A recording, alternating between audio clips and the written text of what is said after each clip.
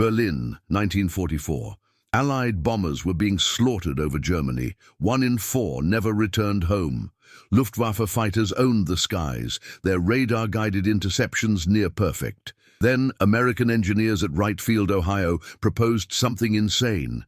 Paint escort fighters bright orange and send them straight into the heart of Nazi airspace. High Command thought it was suicide.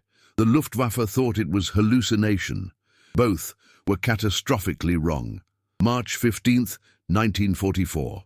Who fired 47 hours? 8th Air Force Headquarters, High Wycombe, England.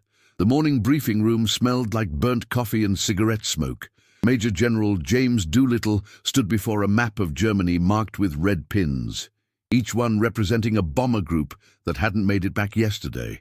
43 B-17s lost in a single day, 643 men gone.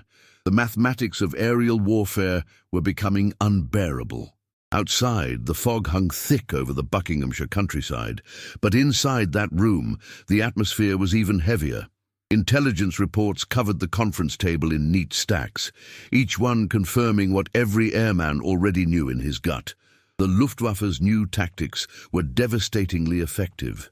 German fighters now intercepted Allied bomber formations with terrifying precision, appearing exactly where they shouldn't be, exactly when they were most vulnerable. Colonel Richard Patterson from the 4th Fighter Group threw a folder onto the table. "We're losing the air war," he said flatly. "Our bomber boys are sitting ducks. The Krauts know our routes, our altitudes, our formations. It's like they can see us coming from 50 miles out." They could. That was the problem. German radar technology had evolved rapidly.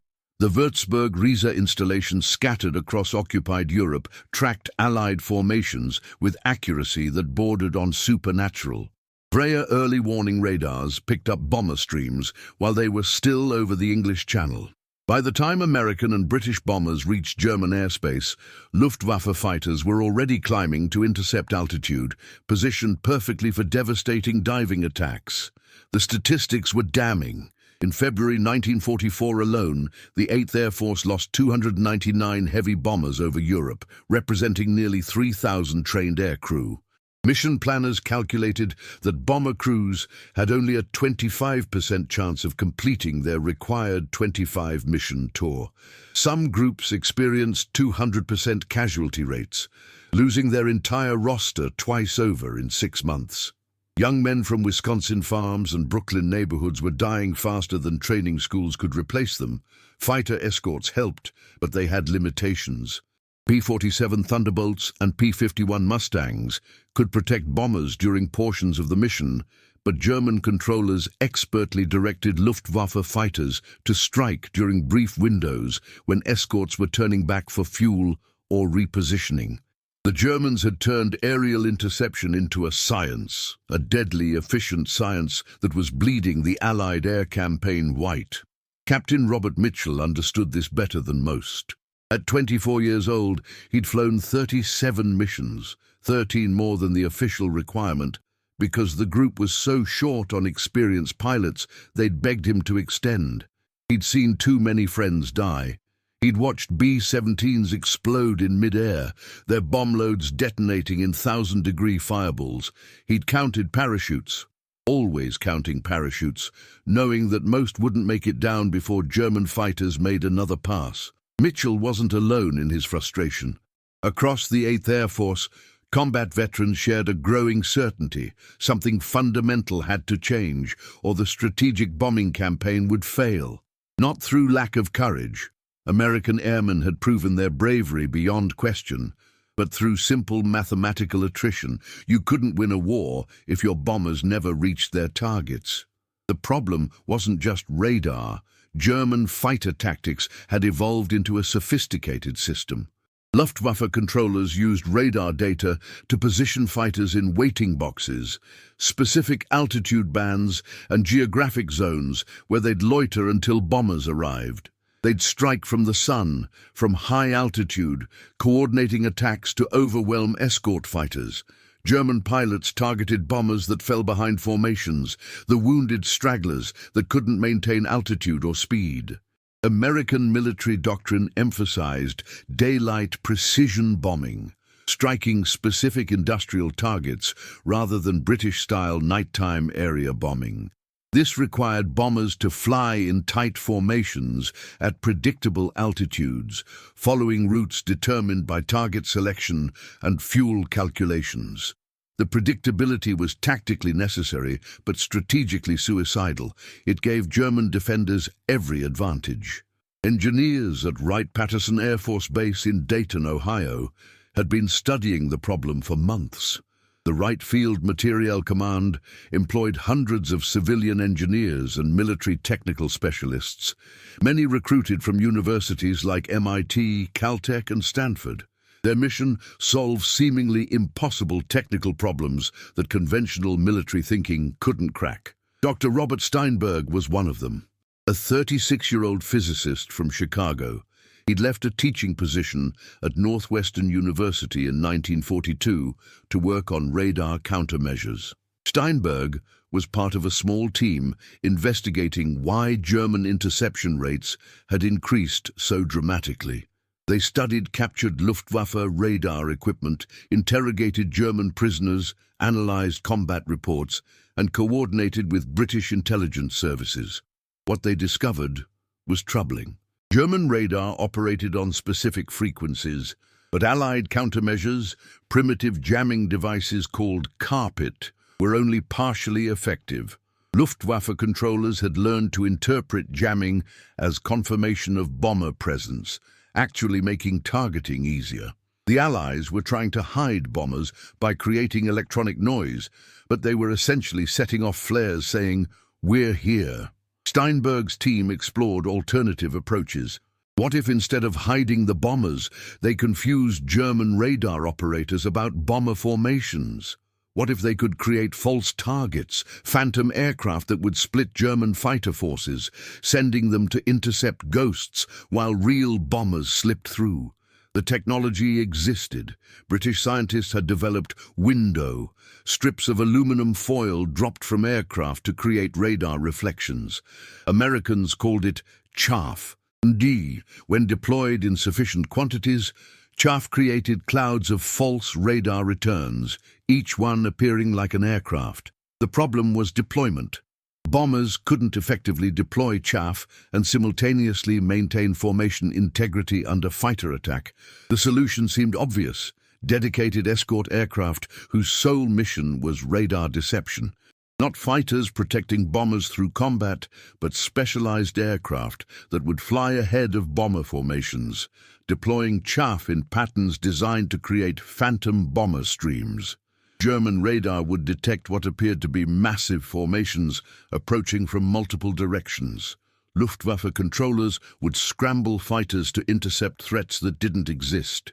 Real bombers would penetrate defenses that had been drawn away by electronic ghosts. But there was a critical problem. How would German radar operators distinguish between real bombers and chaff-deploying decoy aircraft? The answer came from an unexpected source: camouflage theory. Lieutenant Sarah Chen, an Army Air Force intelligence analyst originally from San Francisco, had been reviewing German radar operator training manuals captured in North Africa. She noticed something peculiar. Luftwaffe radar operators were trained to filter out anomalous returns, signals that didn't match expected profiles for Allied bomber formations. They'd learned to ignore weather phenomena, terrain reflections, equipment malfunctions. Their training emphasized identifying real targets based on consistent radar signatures. Chen shared her findings with Steinberg's team during a working lunch at Wright Field's Officers Club. "What if," she said, "we made our decoy aircraft appear exactly like bombers on radar, but visually impossible to confuse with actual bombers?" The idea seemed contradictory. If decoy aircraft appeared identical to bombers on radar, how would that help? But Chen's logic was sound. German interception tactics relied on two-stage targeting: radar for initial detection and positioning, then visual identification for final attack. Radar got fighters into the right airspace, but pilots needed to see their targets to execute attacks effectively. "Paint them," Chen said. "Paint the decoy aircraft in colors so bright, so obviously different from military camouflage, that any German pilot who gets close enough for visual identification immediately knows they're not attacking real bombers." Steinberg looked skeptical. "You want to paint military aircraft in bright colors? That violates every principle of aerial camouflage." Exactly," Chen replied. "That's the point. On radar, they look like bombers. Luftwaffe fighters scramble to intercept, but when pilots close for attack, they see bright orange aircraft and realize they've been sent after decoys. Meanwhile, actual bombers painted in standard camouflage are penetrating defenses somewhere else." The concept was psychologically brilliant. German pilots were trained to attack Allied bombers on sight. Their instinct was immediate aggression.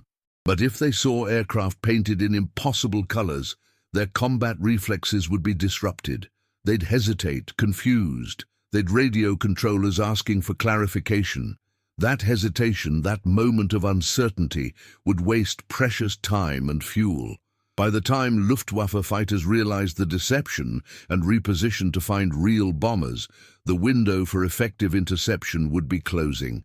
The proposal reached General Doolittle's desk in April 1944. His initial reaction was disbelief. Paint fighters bright orange and fly them over Germany. It sounded like suicide wrapped in insanity. But Doolittle hadn't earned his reputation by dismissing unconventional ideas. He'd led the impossible Tokyo raid in 1942, launching B-25 bombers from an aircraft carrier, a feat experts said couldn't be done. He understood that winning wars sometimes required breaking the rules. Doolittle called a meeting. "Explain to me," he said, "why painting aircraft bright orange won't just get our pilots killed faster." Steinberg presented the technical analysis. German radar couldn't distinguish paint colors. To Würzburg operators, an orange P-51 Mustang deploying chaff would generate the same radar signature as a formation of B-17s. The visual distinction only mattered during the final attack phase, and by then, the deception would have already succeeded. Luftwaffe fighters would have wasted fuel and time chasing phantoms. "What about our own pilots?" Doolittle asked. "You're asking men to fly into the most heavily defended airspace in Europe, painted like target practice aircraft." "Sir," Captain Mitchell spoke up. He'd been brought into the planning discussions. "We're already dying at unsustainable rates. This gives us a chance to turn the tables. If we can force German fighters to waste even 10 minutes chasing false contacts, that's 10 minutes our bomber crews have to reach targets and get out. That could save hundreds of lives." The decision came down to mathematics versus psychology.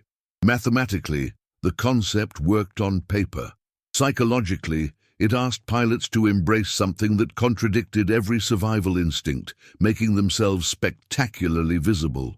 But American airmen had been flying suicidal missions for months. At least this gave them a chance to turn that sacrifice into strategic advantage.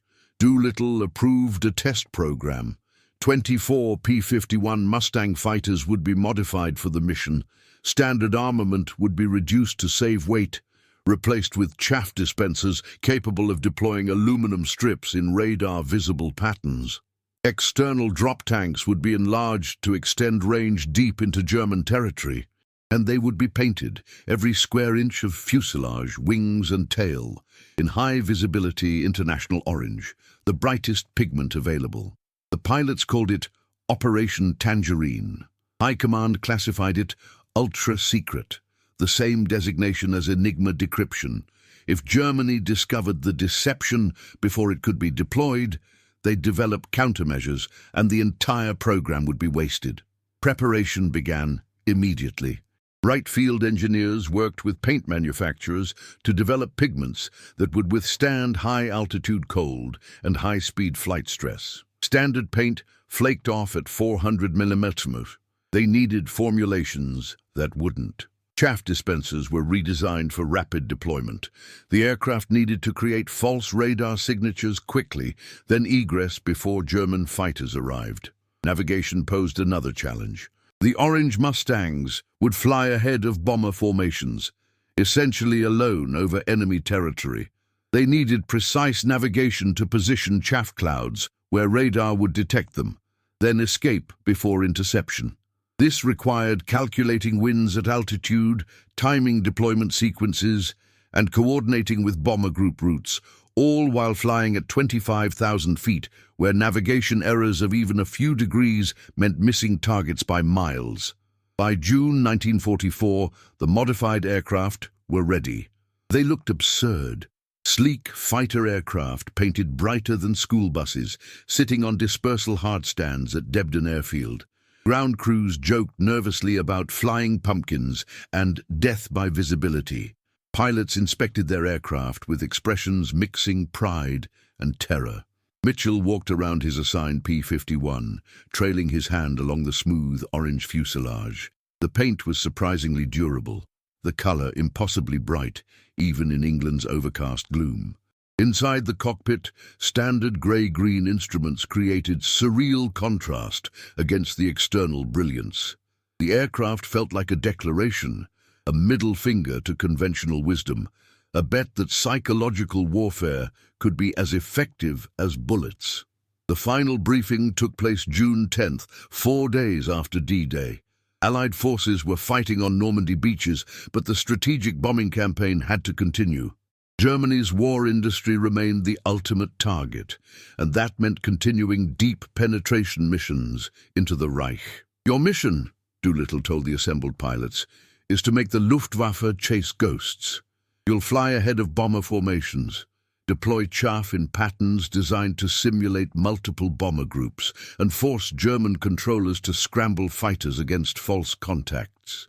You'll be alone, deep in enemy territory, painted like circus acts.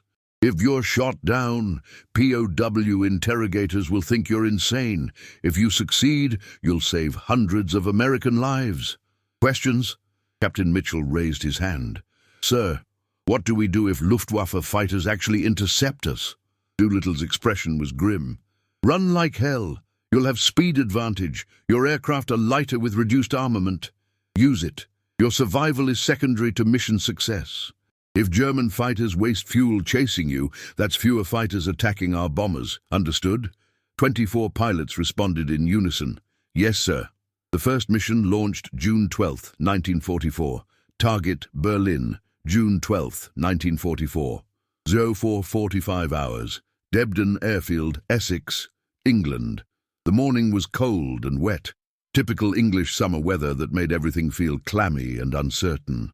Ground crews had worked through the night, performing final checks on the 24 Orange Mustangs, their flashlights creating weird shadows as they moved around aircraft that looked like they'd been painted by children. Fuel trucks finished topping off enlarged external tanks. Each P-51 carried enough fuel for nearly 7 hours of flight, pushing the aircraft's range to absolute limits. Captain Robert Mitchell arrived at dispersal at 0500, carrying his flight gear and a thermos of terrible coffee from the officers' mess. He wasn't alone. The other pilots assigned to Operation Tangerine gathered in small groups, smoking cigarettes and speaking in quiet voices. Nobody made jokes this morning. The absurdity of flying bright orange fighters into Nazi Germany had worn off during the week of intensive training. Now they faced the reality. They'd be alone over the most heavily defended territory in Europe, deliberately attracting attention, hoping their deception worked before Luftwaffe fighters arrived to kill them. Lieutenant Thomas Grant from Boston stood beside his aircraft, staring at the orange paint as if he could make it change colors through willpower. "My grandmother," he said to nobody in particular, "knitted me a sweater this exact color for Christmas last year. I told her it was too bright. Now I'm wearing the damn thing at 25,000 feet over Berlin." "At least your grandmother has good taste," Captain Jennifer Walsh replied. Walsh was one of 3 WASP pilots attached to the mission. Officially, women Air Force service pilots weren't supposed to fly combat missions, but Operation Tangerine existed in a classified gray area. Her role was decoy deployment. And General Doolittle had personally waived the restriction because Walsh had logged more test hours in the modified Mustangs than anyone else. She'd grown up flying crop dusters in Iowa. Precision navigation and systems management were second nature to her. The mission briefing was detailed and sobering. The 24 aircraft would take off in 6 flights of 4, maintaining radio silence until they reached the Dutch coast. Once over enemy territory, they'd split into 3 groups, each following precisely calculated routes designed to create phantom bomber formations on German radar. The first group would simulate a bombing run toward Hamburg, forcing Luftwaffe fighters to scramble north. The second would create false contacts suggesting an attack on Frankfurt.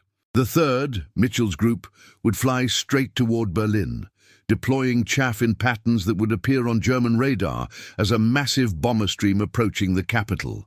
The real bomber groups would follow 40 minutes later, approaching from different vectors, while Luftwaffe fighters were chasing ghosts. "Timing is everything," Major Richard Hawkins emphasized. Hawkins commanded the operation, a 32-year-old veteran from Philadelphia who'd flown with Mitchell since 1943. "You deploy too early. The chaff disperses before German radar picks it up. Deploy too late, they realize it's a decoy before scrambling fighters. You've got a window of approximately 7 minutes from deployment to egress. Use it." Navigation calculations covered an entire wall of the briefing room. Wind speeds at various altitudes, drift corrections, checkpoint coordinates, emergency alternate airfields in Allied-occupied France. Every pilot memorized their route until they could recite it backwards. Getting lost over Germany meant death, either shot down by flak, intercepted by fighters, or running out of fuel over enemy territory. Equipment checks were obsessive. Each P-51 carried modified chaff dispensers in wing-mounted pods, where external fuel tanks normally attached. The dispensers held thousands of aluminum strips cut to precise lengths, each strip calibrated to create radar reflections matching B-17 bomber signatures. Release mechanisms were triggered by cockpit switches, allowing pilots to deploy chaff in timed bursts rather than single dumps. This created expanding clouds that moved with wind currents, appearing on radar like formations of aircraft maneuvering toward targets. The chaff itself was produced by Reynolds Metals Company in Louisville, Kentucky, in a classified facility that operated 24 hours a day. Workers, mostly women recruited from tobacco factories, cut aluminum foil into strips exactly 26.5 centimeters long and 1.5 centimeters wide. They worked in sealed rooms, forbidden from discussing what they produced. The facility generated 50 tons of chaff per week, enough for hundreds of deception missions. Each strip cost only cents to manufacture, but collectively they represented a revolutionary weapon, making German radar operators see threats that didn't exist. Mitchell performed his pre-flight inspection with unusual care. Control surfaces, engine cowling, propeller blades, landing gear. The orange paint made everything surreal. He kept expecting to find something wrong, some obvious flaw that justified the insane visibility. But the aircraft was mechanically perfect, meticulously maintained by ground crews who understood their work meant lives. "Sir," his crew chief said quietly, "bring her back, will you? I spent 2 weeks painting this beast. I'd hate to lose her on the first mission." "I'll do my best, Sergeant." 615 hours. Engines roared to life across the airfield. 24 Packard-built Rolls-Royce Merlin engines, each producing 1,490 horsepower, their combined sound shaking windows in nearby villages. The orange Mustangs taxied in sequence, following the perimeter track toward the active runway. In the growing daylight, they looked even more absurd, impossibly bright against the grey-green English countryside. Tower cleared them for takeoff. Mitchell advanced throttle, feeling acceleration press him into the seat. The runway blurred beneath him, then fell away as the P-51 lifted into overcast sky. Landing gear retracted with familiar mechanical clunks. He banked left, climbing toward the assembly point, watching other orange aircraft emerge from clouds like strange tropical birds migrating through wrong latitudes. The formation came together at 12,000 feet over the North Sea. 24 aircraft in tight finger-four formations, maintaining radio silence, following navigation coordinates burned into every pilot's memory. Below them, the grey ocean looked cold and utterly unforgiving. Mitchell tried not to think about how long someone would survive in those waters if shot down on the return leg. The Dutch coast appeared at 0658 hours. From altitude, the occupied Netherlands looked peaceful, agricultural fields in neat patterns, towns connected by roads and canals. But Mitchell knew what lay beneath that pastoral appearance. German radar installations tracked their approach. Flak batteries waited at strategic locations. Luftwaffe airfields held fighters on 15-minute alert status, pilots already in cockpits, engines warming. At the coast, the formation split as planned. 8 aircraft peeled north toward Hamburg. 8 broke south toward Frankfurt. Mitchell's group, 8 orange Mustangs, continued east toward Berlin. From this moment they were alone. No fighter escort, no bomber formations, no support. Just 8 aircraft painted like targets, flying deliberately into the teeth of German defenses. Checkpoint Alpha. Walsh's voice came over the radio. First communication since takeoff. Right on time. The landscape below changed character as they penetrated deeper into Germany. Small towns gave way to industrial cities, their factories still operating despite years of Allied bombing. Rivers marked navigation checkpoints. Mitchell compared terrain against his map, confirming their position. Navigation had to be perfect. Even small errors would throw off chaff deployment timing, wasting the entire mission. German radar had detected them. Mitchell couldn't see radar, but he knew. At Luftwaffe fighter control centers across northern Germany, radar operators were watching green phosphorescent screens, seeing returns that appeared to be a bomber formation approaching Berlin from the northwest. Controllers were calculating intercept vectors, issuing scramble orders. On airfields near Hanover and Brandenburg, Luftwaffe pilots were running toward Bf-109s and Fw-190s, ground crews pulling chocks from wheels. The deception was working. The question was, would it work well enough? At 25,000 feet, the air temperature was 40 degrees below zero. Mitchell's breath frosted the inside of his oxygen mask. His electrically heated flight suit kept hypothermia at bay, but not discomfort. This altitude was necessary. German radar tracking suggested bomber formations typically approached at 23,000 to 27,000 feet. The orange Mustangs had to match that profile precisely. Checkpoint Bravo, 5 minutes to deployment. Mitchell's hand moved to the chaff dispenser switch. 5 minutes. In 5 minutes, they'd begin deploying thousands of aluminum strips, creating radar signatures that would bloom across German screens like bomber formations materializing from nowhere. Luftwaffe controllers would see what appeared to be 60, 80, maybe 100 B-17s approaching Berlin. They'd scramble every available fighter, and those fighters would chase ghosts. Checkpoint Charlie, 30 seconds. Mitchell counted silently. 20, 15, 10. Deploy chaff. Execute, execute, execute. He flipped the switch. Behind his aircraft, mechanical dispensers began releasing aluminum strips in timed bursts. He couldn't see them. Individual strips were too small, but he knew they were falling into the slipstream, catching air currents, spreading into clouds that would drift with prevailing winds.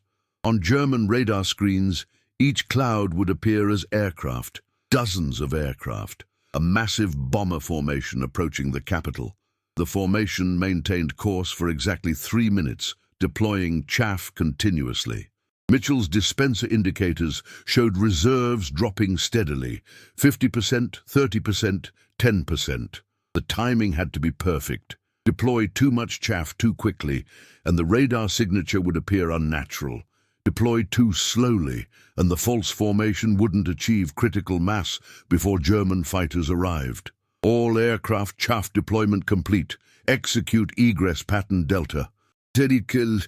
The 8 Mustangs broke formation, each following pre-planned escape routes designed to avoid flak concentrations and expected fighter patrol zones.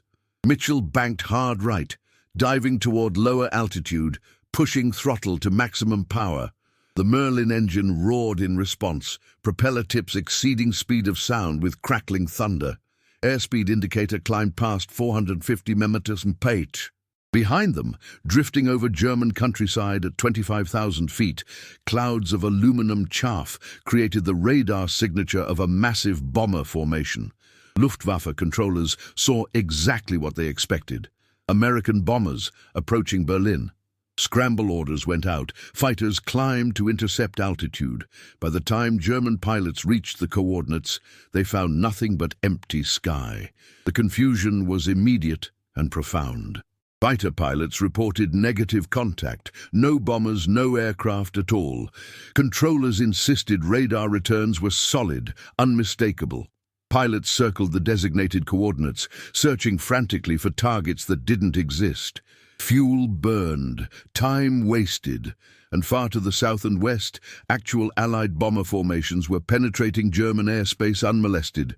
Mitchell's Mustang screamed across northern Germany at 400 feet, too low for effective radar tracking, too fast for flak gunners.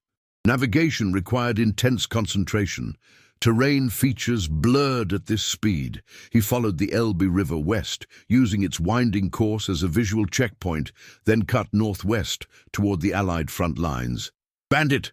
9 o'clock high!" Walsh's warning crackled through his headset. Mitchell looked left and up. A single Bf-109 diving from altitude. The German pilot had spotted the orange Mustang and couldn't believe what he was seeing. A bright orange fighter, alone, racing west. The opportunity was too tempting. The Luftwaffe pilot made a critical mistake. He committed to the attack. Mitchell broke hard left, pulling 7 Gs, vision tunneling grey at the edges. The German fighter followed, trying to get guns on target, but Mitchell's P-51 was lighter than standard configuration. Reduced armament meant better power-to-weight ratio. He accelerated out of the turn, climbing steeply, then rolled inverted and pulled through into a split S-dive that brought him behind his attacker. The German pilot realized his error too late. He'd pursued what he thought was an easy kill and found himself fighting one of the fastest, most maneuverable fighters in the war. Mitchell closed to firing range. His P-51 still carried 2 50-caliber machine guns and fired a 2-second burst. Tracers walked across the Bf-109's wing route. The German fighter rolled violently, trailing smoke, diving toward farmland below. Mitchell didn't wait to confirm the kill. He leveled off at 10,000 feet, heading west, listening to radio chatter as other orange Mustangs reported similar encounters. The Luftwaffe was utterly confused. Fighters had been scrambled to intercept bombers that didn't exist. Now they were seeing bright orange aircraft that shouldn't be possible. German pilots radioed controllers asking for clarification. Controllers had no answers. The psychological impact was exactly what Operation Tangerine had intended. German fighter pilots were trained for aggression, immediate attack, decisive action. But when they saw aircraft painted impossibly bright colors, their combat reflexes short-circuited. Was it a trap, a new weapon, mass hallucination from oxygen deprivation? The moment of hesitation, that instant of confusion, provided critical seconds for the orange Mustangs to disengage and escape. By 0845 hours, all 8 aircraft from Mitchell's group had crossed back into Allied-controlled airspace. 3 had minor damage from ground fire. None were lost. Behind them, over Germany, Luftwaffe controllers were experiencing something unprecedented. Radar contacts that appeared and disappeared, fighter pilots reporting orange aircraft, interception attempts that found empty sky. The deception had succeeded beyond expectations. Real Allied bomber formations struck their targets with minimal fighter opposition. Mitchell landed at Debden at 0920, fuel gauges showing near-empty tanks. Ground crews rushed to meet the returning aircraft, relieved to see all 8 orange Mustangs accounted for. The paint had held up, not a single flake missing despite high-speed flight and combat maneuvering. Debriefing lasted 3 hours. Intelligence officers documented every detail: deployment timing, German radio intercepts, fighter encounters, navigation accuracy. The data would be analyzed, refined, incorporated into future missions. But the fundamental proof was undeniable.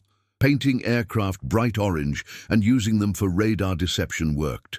That night, Mitchell sat in the officers' club, drinking whiskey that tasted like burned rubber, but did its job. Lieutenant Grant joined him, carrying his own glass.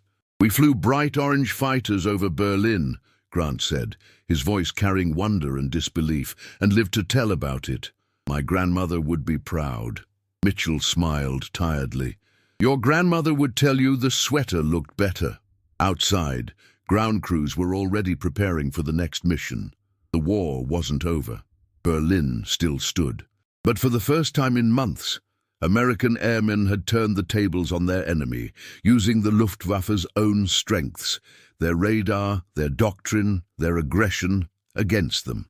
The Orange Mustangs would fly again tomorrow, June 15th, 1944.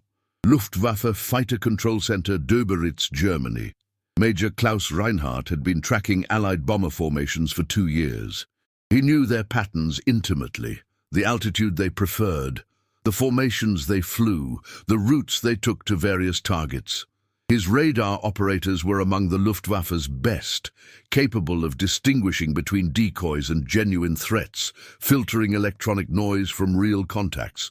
Reinhardt took pride in his unit's interception success rate. 76% of detected formations resulted in successful fighter engagements. That percentage was now dropping catastrophically, and Reinhardt had no explanation. The morning situation room was thick with cigarette smoke and frustration. 3 separate scrambles had resulted in fighters finding nothing but empty sky. Radar returns showed clear formations, 50, 60 aircraft approaching at bomber altitude. But when Bf-109s and FW-190s reached interception coordinates, they reported negative contact, just empty sky and drifting metallic debris that shouldn't exist. "Herr Major," one of his radar operators reported, "we have another formation, bearing 270, altitude 24,000 feet, range 80 kilometers. Profile matches American heavy bombers. Estimated strength 40 to 60 aircraft." Reinhardt studied the radar screen. The returns looked genuine. Solid contacts, appropriate spacing, correct altitude. Everything matched established profiles for B-17 Flying Fortress formations. But he'd seen identical returns 3 times already today, and each time his fighters had found nothing. "Vector Jagdgeschwader 27 to intercept," he ordered, though uncertainty gnawed at his confidence. "Tell them to confirm visual contact before engaging." That last instruction violated standard doctrine. Luftwaffe fighters were trained to attack on radar guidance, closing to visual range only for final weapon delivery. Making visual confirmation a requirement before committing to attack wasted precious time and fuel. But Reinhardt couldn't keep sending fighters to chase phantoms. 15 minutes later, the lead pilot from JG-27 radioed back. His voice carried bewilderment and anger. "Control, this is Adler Leader. We are at intercept coordinates. No bombers present. Repeat, negative contact with bomber formation. We observe metallic debris in air. Origin unknown. Requesting clarification." Reinhardt had no clarification to give. "Adler Leader, remain on station. Continue search pattern." But there was nothing to find. The radar returns began dispersing as wind scattered whatever was creating them. Reinhardt watched the false formation dissolve on his screens, feeling the cold certainty that his enemy had developed something new, something his training and experience hadn't prepared him for. What made it worse was the timing. While his fighters chased ghosts, actual Allied bombers were striking factories near Frankfurt, bombers that his radar had somehow missed. Bombers that penetrated German airspace with minimal opposition. The American commanders had found a way to blind him, or worse, to make him blind himself by misdirecting his own forces. The afternoon briefing with Luftwaffe High Command was brutal. Generals demanded explanations Reinhardt couldn't provide. How could radar show formations that didn't exist? Were the Americans jamming radar in new ways? Had they developed stealth technology? Were German radar operators incompetent or suffering mass hallucinations? "They are deceiving us," Reinhardt said carefully, "but I cannot yet explain the methodology.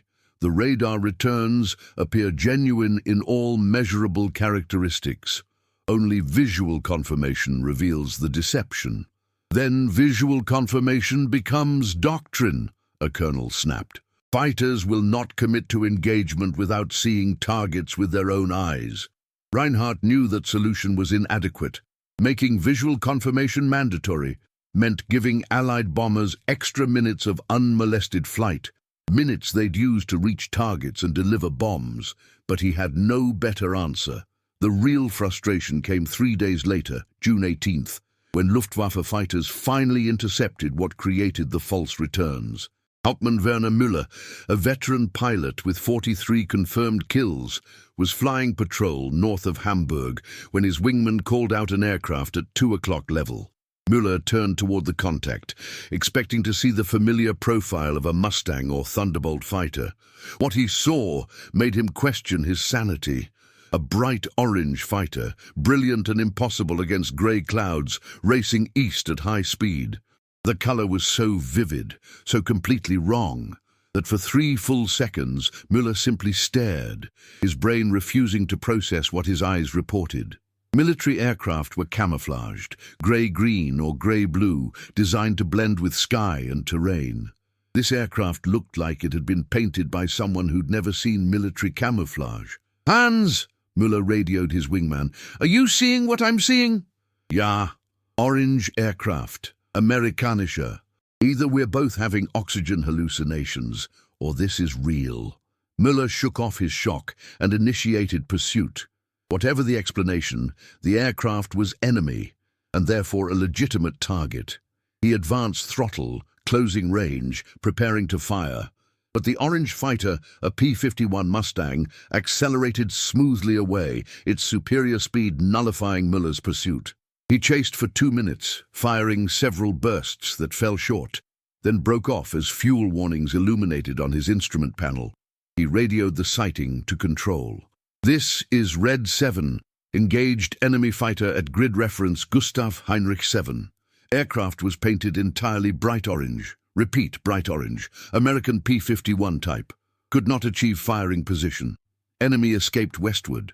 The response from control was long silence, then, "Red 7, confirm you said orange?"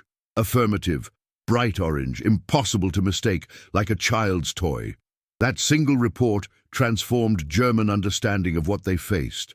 Over the next week, multiple Luftwaffe pilots reported encounters with orange aircraft. Always the same description: P-51 Mustangs, painted vivid orange, flying alone or in small groups, typically detected near coordinates where radar had shown false bomber formations.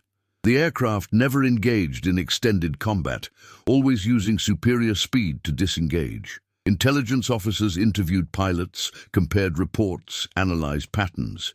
A disturbing picture emerged. The orange aircraft appeared precisely when German radar detected bomber formations. When Luftwaffe fighters scrambled to intercept those formations, they found only empty sky, and occasionally these impossible orange fighters racing away. The Americans were deliberately creating false radar returns, drawing German fighters away from real bomber groups. "They are using visual identification against us," one intelligence analyst concluded. "The orange paint ensures any pilot who achieves visual contact immediately recognizes the aircraft as decoy rather than actual bomber. This creates hesitation, confusion, and wastes the fighter's fuel chasing obvious decoys." But knowing the deception existed didn't provide solutions.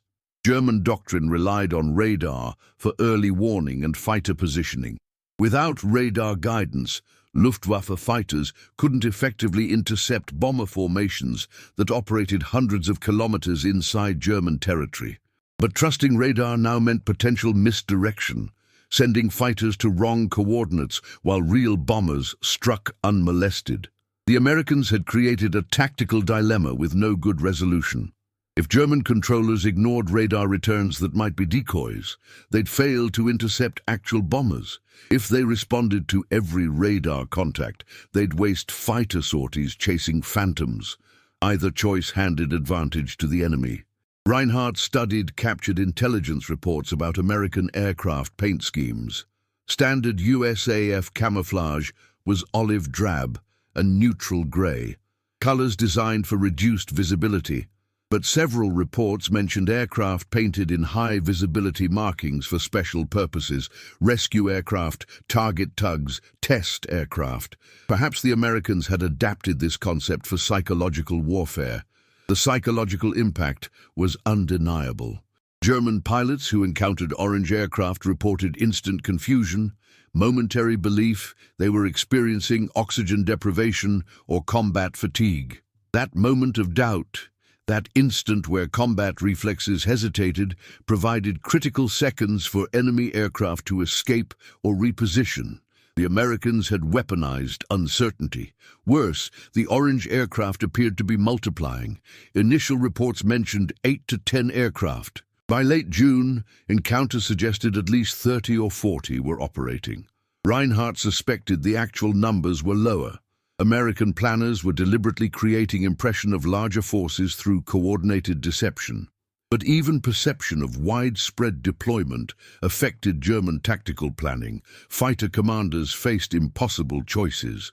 Commit to interception based on radar guidance and risk-chasing decoys?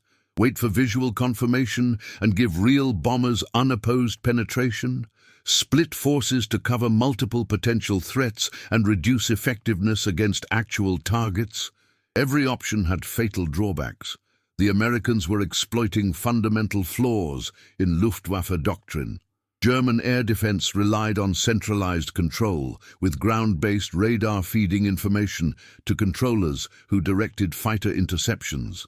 This system worked brilliantly when radar provided accurate intelligence, but when radar showed phantoms alongside real threats, the entire system became vulnerable to manipulation. On June 24th, American bombers struck synthetic oil refineries near Merseburg, critical facilities producing fuel for German war machines. Luftwaffe fighters had been misdirected by false radar contacts, scrambling to intercept orange decoy aircraft flying 30 kilometers north of the actual bomber stream. By the time fighters repositioned and found real bombers, the Americans were already over targets, delivering bombs with devastating accuracy. The refineries burned for 3 days, black smoke visible from 100 kilometers away. Flames consuming fuel reserves and production equipment. German fuel production dropped by 18% in a single raid. 18% fewer sorties for fighters, fewer kilometers for tanks, reduced operational capability across every branch of the armed forces. Reinhardt watched smoke rise from Merseburg and understood the strategic implications. The Americans hadn't just invented tactical deception, they'd created operational asymmetry. Every orange decoy aircraft forced Luftwaffe fighters to waste fuel, time, and pilot fatigue. Those wasted resources represented bombing raids that succeeded, factories destroyed, cities damaged, war production compromised. German high command demanded countermeasures. Engineers studied radar technology, seeking ways to distinguish between aircraft and metallic debris. Intelligence officers interrogated captured American airmen, hoping for information about decoy tactics. Fighter pilots proposed aggressive protocols. Engage any visual contact regardless of color. Assume all radar returns are genuine until proven false. But the countermeasures were inadequate. Radar physics couldn't distinguish between aluminum strips and actual aircraft. Both reflected radio waves identically. Captured Americans knew nothing about orange aircraft. The program was so classified that standard bomber crews had never been briefed. Aggressive engagement protocols just meant fighters wasted even more fuel chasing decoys that outran them. The Americans had found the seam in German defenses, and they were exploiting it ruthlessly. Every mission saw more false contacts, more fighters scrambled to wrong coordinates, more bombers reaching targets unmolested. The orange aircraft had become symbols of German impotence, bright, mocking proof that American innovation was defeating German doctrine. Müller encountered orange aircraft twice more in July. Both times he attempted interception. Both times the enemy fighters accelerated away, their superior speed and lighter weight creating performance advantages his Bf-109 couldn't match. The second encounter came uncomfortably close. Müller achieved firing position and unleashed a long burst, seeing tracer rounds converging toward the orange Mustang. But the American pilot executed a violent barrel roll, absorbing minimal damage, then dived toward terrain and disappeared into haze. After landing, Müller confronted his squadron commander. "We cannot catch them. They are faster, they know we are coming, they use every advantage. Chasing these orange devils is suicide." His commander had no response. The entire Luftwaffe was learning what Müller already knew. The tactical balance had shifted. American deception, combined with superior fighter performance, had neutralized Germany's defensive advantages. The mathematics of aerial warfare now favored the Allies. By August 1944, German fighter losses exceeded replacement production.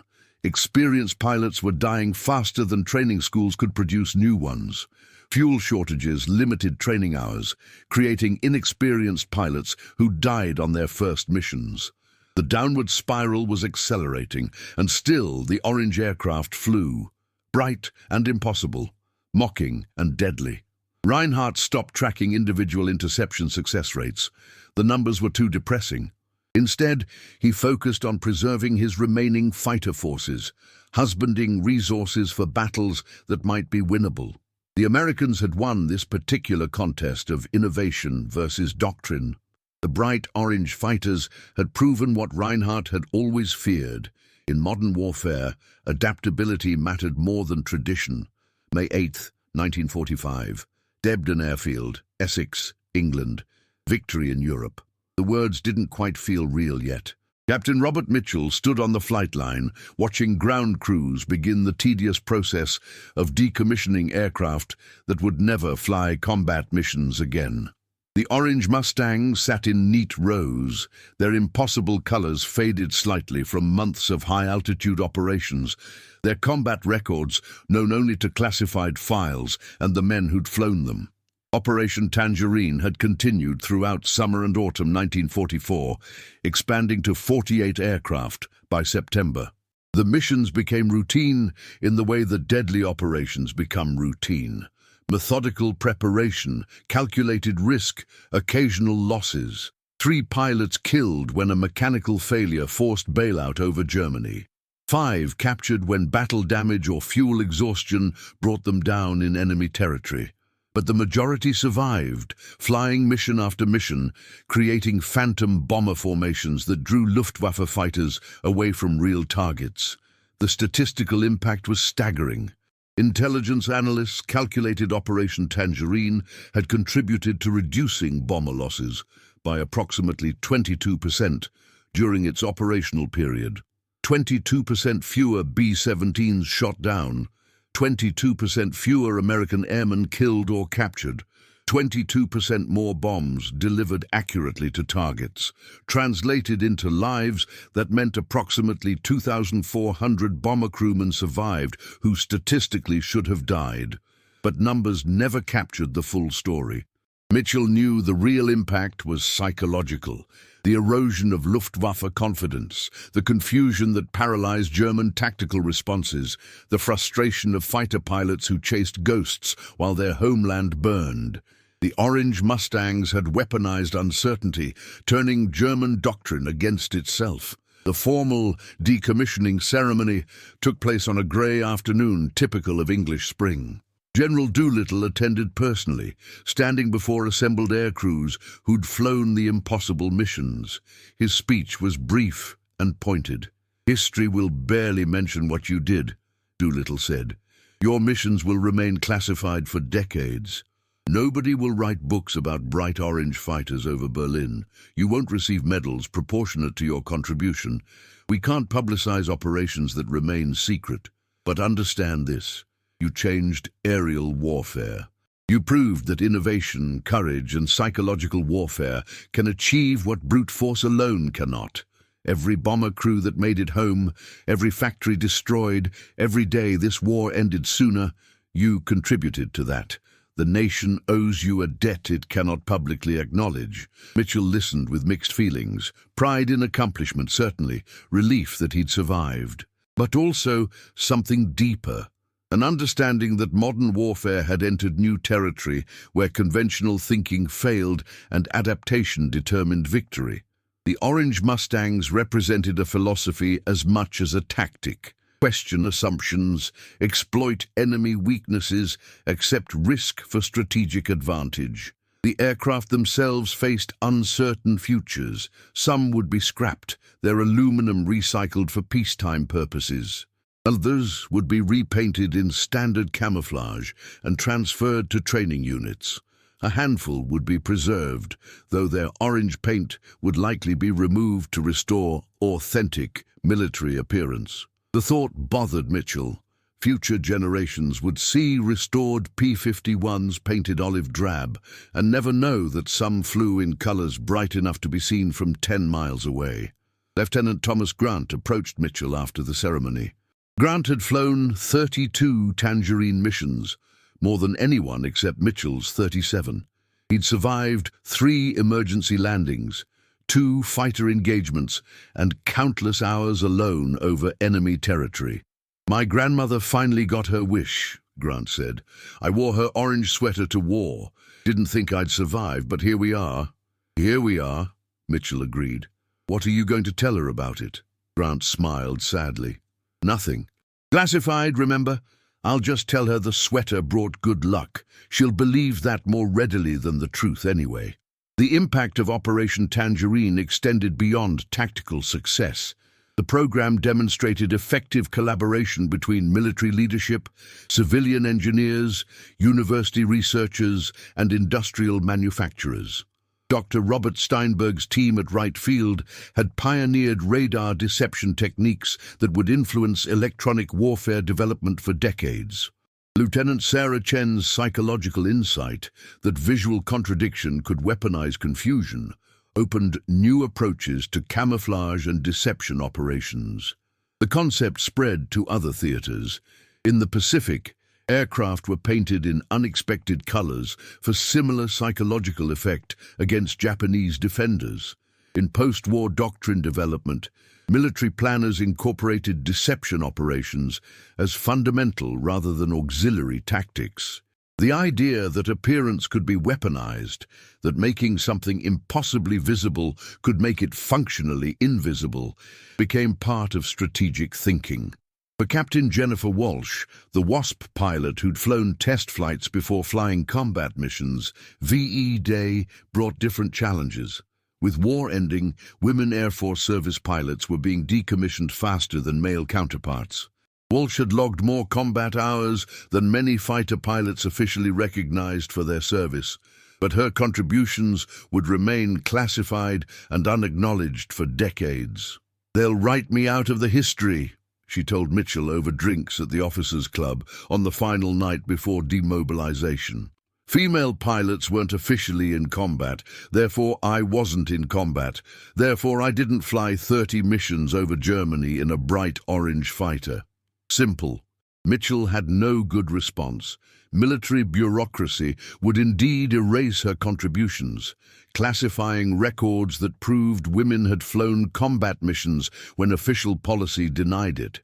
The injustice was profound, but systemic. "For what it's worth," Mitchell said, "everyone who flew with you knows the truth. You were the best systems operator in the group.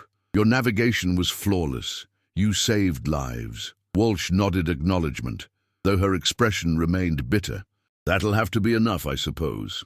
The German perspective emerged gradually as Allied intelligence interrogated captured Luftwaffe officers.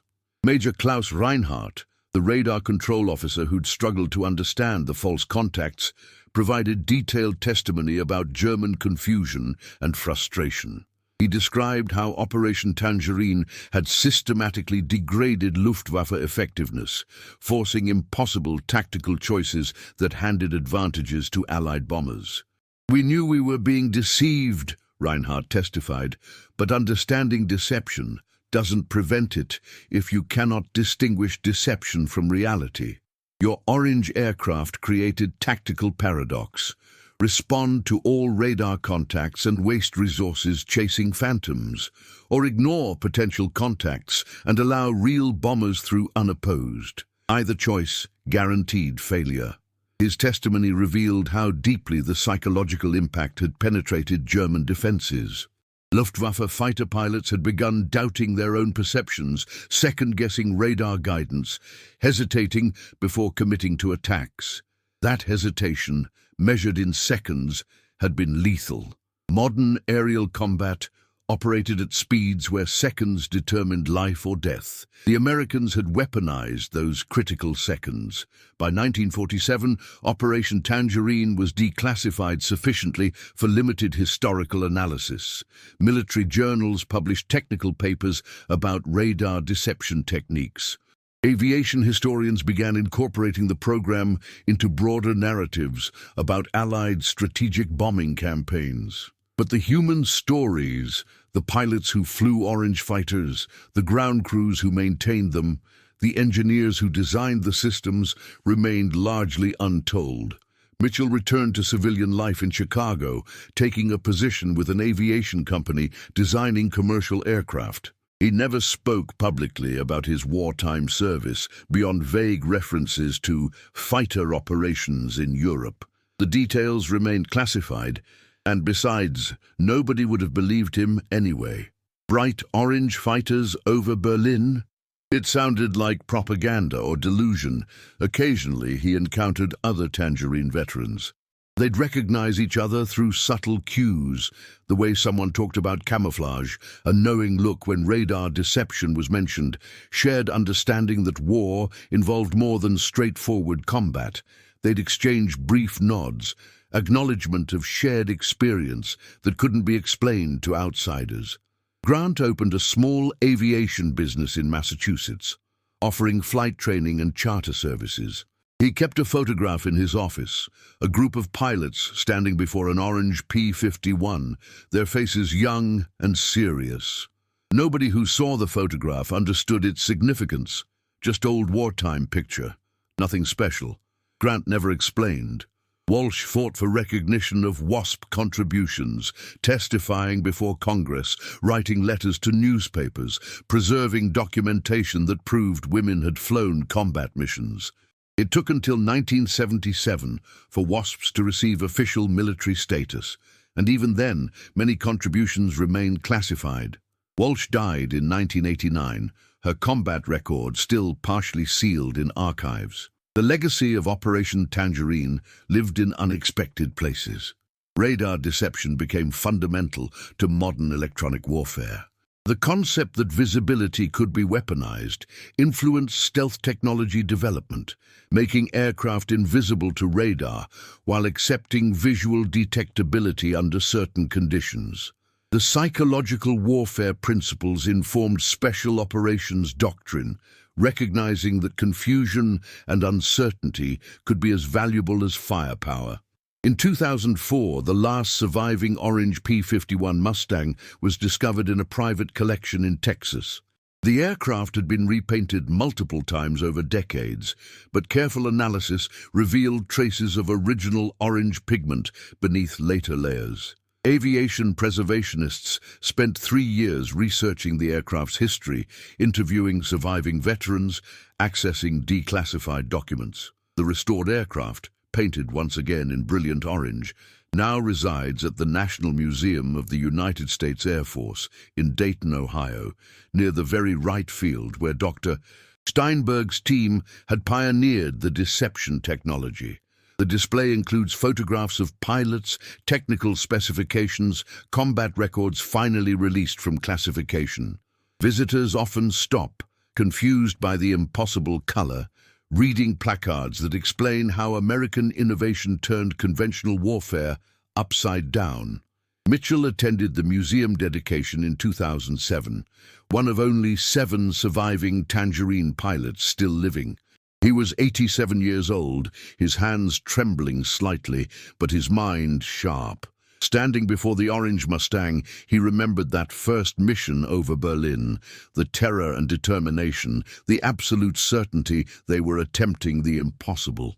A young Air Force officer approached him. "Sir, can I ask, what was it like, flying something painted like that into combat?" Mitchell considered the question carefully. Terrifying, absurd, necessary.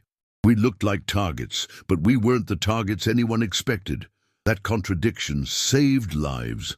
Sometimes the most effective weapon is the one your enemy can't process psychologically.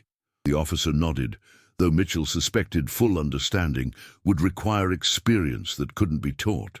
You had to fly the impossible mission, paint yourself bright orange, and trust that innovation could overcome doctrine. You had to believe that Americans could take crazy ideas and make them work through determination, engineering skill, and refusal to accept conventional limitations. That spirit, the belief that problems had solutions if you were willing to think differently, was perhaps Operation Tangerine's truest legacy. Not the tactical success, though that mattered, not the lives saved, though each one was precious, but the proof that American ingenuity, applied with courage and backed by industrial might, could change warfare's fundamental equations. The orange Mustangs had been ridiculous and brilliant, impossible and effective, a perfect representation of American problem-solving. Take an insane idea, apply rigorous engineering, execute with determination, and turn enemy assumptions into enemy weaknesses. Mitchell touched the restored aircraft's wing, his fingers tracing orange paint that matched his memories.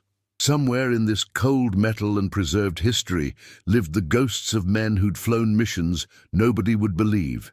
They'd painted the sky with deception, written victory in colors too bright for conventional warfare, and proven that innovation could matter as much as courage. "We did something impossible," he said quietly, "and that made all the difference." If stories like this, the hidden innovations, the impossible missions, the ordinary people who did extraordinary things, resonate with you, hit that subscribe button and ring the notification bell. History is filled with incredible tales that textbooks overlook, and we're bringing them to light one story at a time. What other secret weapons or covert operations from W1 should we explore next? Drop your suggestions in the comments below. And if you enjoyed learning about the pilots who flew bright orange fighters over Berlin, share this video with someone who loves history as much as you do. Thank you for watching, and remember, sometimes the most powerful weapon isn't the one nobody sees, it's the one nobody can believe.